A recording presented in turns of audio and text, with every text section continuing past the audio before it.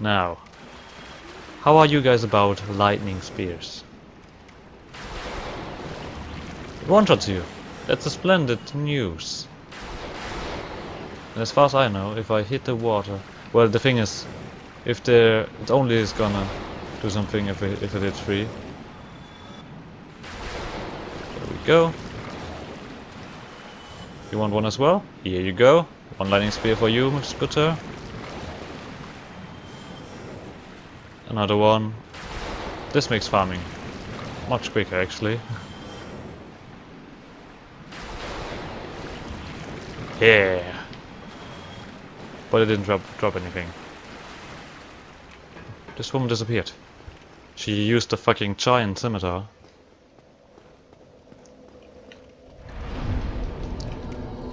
Oh, someone died in here. How the fuck did someone die in here?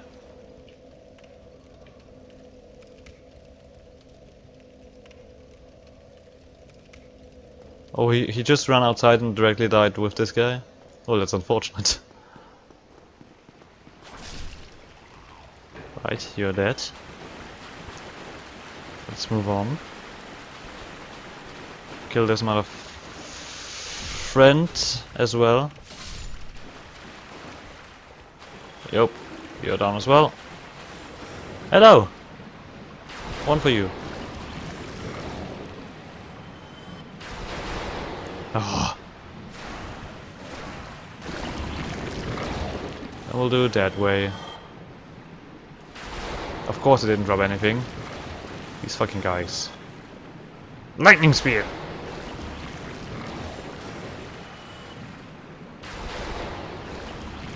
Come on. There we go, 2 more.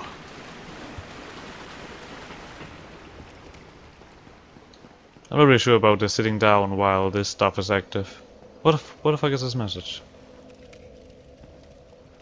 Someone can take this.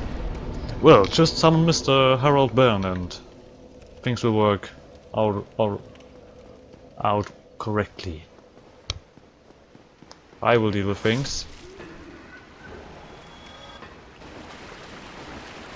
I will deal with them easily enough. Right, this guy's dead as well. Let's continue with the slime bashing.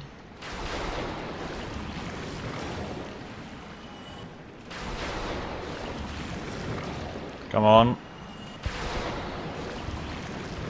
Roughly I will always need 6 lightning spears.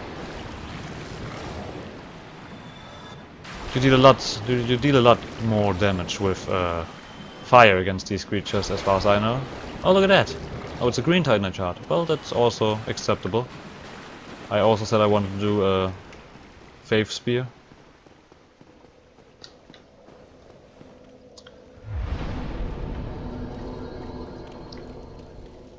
Let's set down our sign again. So what is there to talk about? Well, actually, something really drastic happened. Last one of the sessions I GM as in D&D. D&D is what I'm talking about now. Because one of the players upset a lot of people, and one of these people was actually a demon lord. That's also why this player got assassinated in his sleep. I mean, I talked about him with that and he was alright with that happening, but it's still something. I mean, like, it was just like, yeah, you mean, yeah, make a perception check, alright, well, you're dead, someone slit your throat while you were sleeping. It's then like, yeah, well, shit happens, I guess. God damn, these guys still don't drop shit. I mean, like, he already had a character ready too, because this was right at the start of a session. But he also had a character ready that we talked about, so it wasn't too much of a problem. But another player was like missing for 2 weeks and then he comes back and someone dies immediately. I mean, he was a little bit like, oh shit, what happened? What happened while I was gone? It was quite funny. They went on a party after that. with nobles and such. And that was quite strange, because one of the players thought he's just gonna be able to cast some kind of divination spell while being on this festivity. And it was like, no, there's some magic detection going on. I mean, someone is gonna change it. There's high society in here. I mean, there's a fucking princess and such, and there's also a king joining. They're gonna do something against spellcasters that might want to do some dirty stuff. And he was upset after that and left the call for a while. that was a funny thing. But he joined up back again and apologized for his behavior. Oh, I had a good laugh, to be honest. Come on, guys, drop some more shit. Drop your stuff. Drop your shards. I want all of your shards. Give me a shard, sir. Do you have a shard? Well, I would like to acquire your shard by killing you.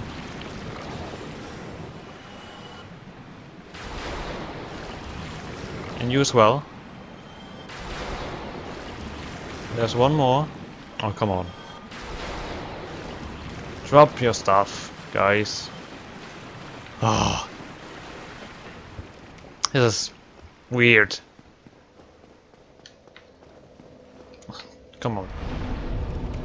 It's not gonna take too long. I'm gonna put this in the recording. I mean, I'm talking, you see me fighting and everything, but yeah, I'm gonna put this in the recording. I mean, who cares?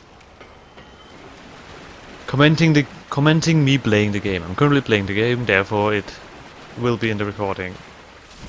It's something different if I stand around for 20 minutes and do nothing at all. That's stuff I'm not gonna put into a video.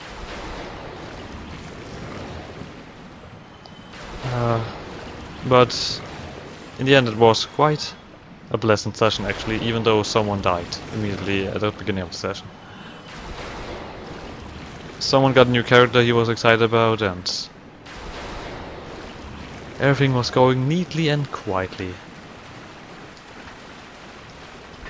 So one of the NPCs fucked one of the other NPCs, but that's something different to talk about. Oh well. There also then like we have a Minotaur in the group, quite a large one. He's like 8 feet, and he like asked the thief in the group like if she wanted to have a dance on this party, and she was like, oh, why not? Let's give it a try. I thought like, yeah, guys, make acrobatics checks or athletics checks, and the Minotaur critted his athletics checks, and oh, what am I doing? The Minotaur critted his athletics check, and he was basically chuckling the woman in his dance, if you might want to call it a dance. Come on, drop it! Drop your shards! The good thing is he's aiming down as well. What's wrong? I'm now farming souls, not shards. I got 2 in the first 2 goes. Oh, but now there's nothing. What the hell?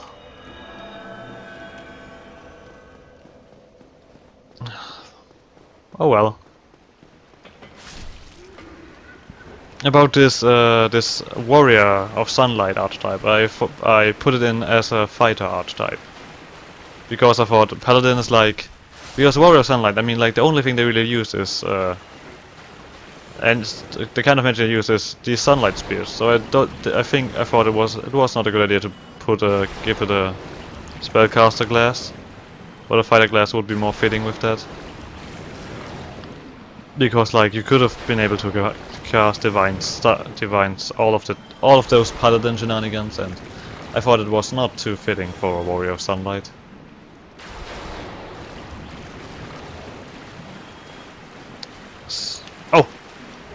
Oh goddammit, a green titanite shard. How many of those do I actually have? 2? Okay, I need 9 to be successful in any shape or way.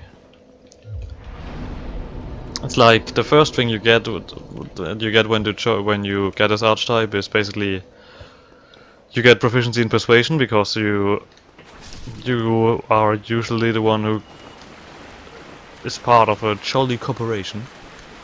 And you also get like the sunlight spear that you can use a limited amount of times equal to your charisma modifier. It's like charisma modifier is basically the kind of spellcasting ability you use as a warrior of sunlight. And this sunlight spear just gets stronger through the process of the game or of your leveling. So it gets stronger by itself. But it also can make it hit easier with charisma, with increasing charisma and such. There's also if you reach that's like level 3 stuff when you choose this archetype. When you and green Titanite shard again. I'm now farming green Titanite shards. What is this bullshit? Like I said, that's what you get for level 3. The next thing you get is level 7. There's like I have a thought about this because I knew that I wanted to put a sunlight blade in there, but I wasn't really sure about the other stuff. So, but with level 7 you gain resistance to radiant damage, which is kind of, you don't really deal radiant damage at the moment. It's kind of strange, but it's fitting because the feature itself is called Crossly Incandescence. I thought it was quite a fitting name. Because you are that Crossly Incandescence, you gain resistance to radiant damage of the sun. And the level 10 thing is that you get your sunlight blade. Like you can use you can only do this once per day. You can use a bonus action to enchant your weapon, and because you get so many attacks, every single one of these attacks will get bonus damage basically. With level 15, I think it is you get advantage if people try to charm or frighten you, because you are a warrior of sunlight. You know who your allies are and who to trust. That's rude. That's quite rude what you did there, Goto. And I thought it was quite fitting. And then I was not quite sure about the last ability. But then I found something quite fitting. Actually, the last feature is called Rekindling the Flame. It's basically like, as a warrior of sunlight, you know that your allies and everything are the most important things in your life, and you sometimes need to even harm yourself, or basically have to take some thing for them to succeed and to win a battle. And so basically you are able to, once per short rest, you can cast the level 8 Druid spell, Sunburst. It's basically, I think it's a 30 or 60 foot radius, dexterity saving throws for everyone in there. And it deals the 12d6 radiant damage and blinds people for 1 round or for 1 minute, I'm not sure about that. But the thing is, you have to center the spell on yourself, so you are in the middle of this spell. You have yourself have to make a dex saving throw and might be blinded after this. But luckily you already have resistance to radiant damage, so it's not too bad. But you're gonna take a lot of damage. And still. And you know, maybe I'm gonna try this someday. If I find a game that allows homebrew and such. I don't want to make a character in my own campaign, because I actually want to play this. Oh! Yes, another large Titanite shard, so there's only one missing. We are nearly done, guys. We're nearly done with throwing lightnings at people.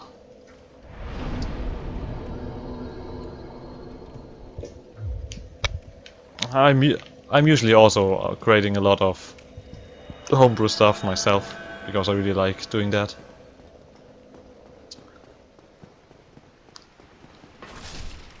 But I'm no. Sometimes it feels a little bit overpowered. Sometimes it doesn't. It kind of feels only fluff-like. But I try to keep some kind of balance in there. It's gonna be a difference playing a Warrior of Sunlight who's actually like a good person and everything. A person with morality, because I usually play like the kind of people that have no kind of morality. Kind of there's like the masochistic monk I'm playing that loves that loves arranging body parts and such. Like he's really morbid and such. And then I also I have like this one druid, a wood elf druid, of course. And that's going more like the witch kind of way. So there's like the Circle of the Night, who is more like, yeah, doing dark stuff and everything. And she's overall actually a good person, but because of this, because of her bloodline and everything, because all her ancestors have had like this kind of connection to witchcraft, there's like this darkness in her back, and she has to be cruel from time to time. Which is, I'm not sure if I'm gonna talk about this, if like, because there were some orcs that we needed to talk to and interrogate, have a talk with them, find out a little bit of information.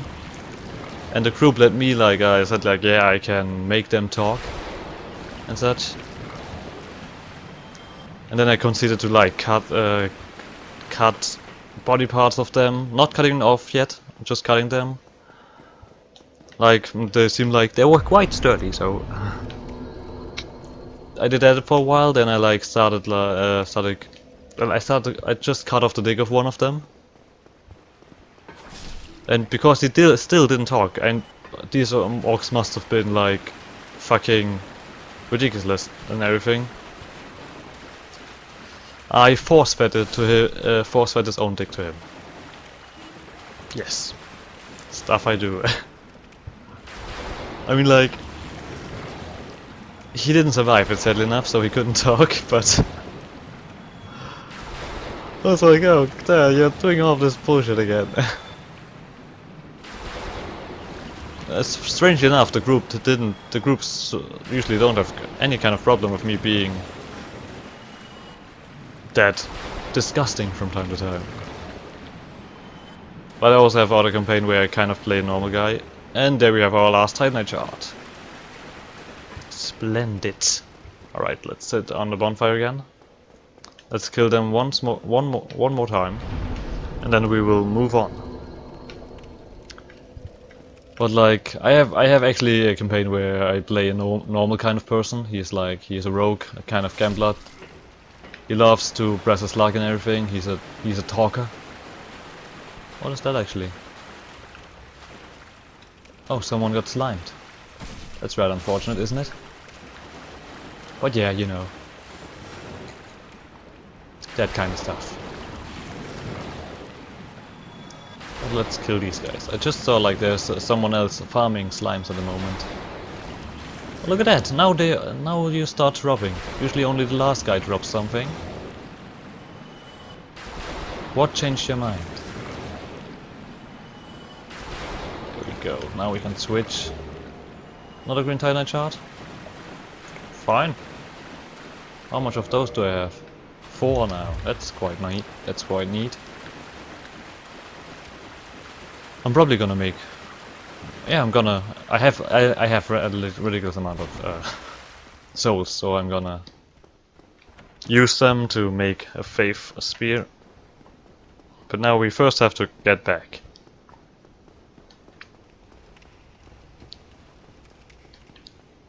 So who's down here?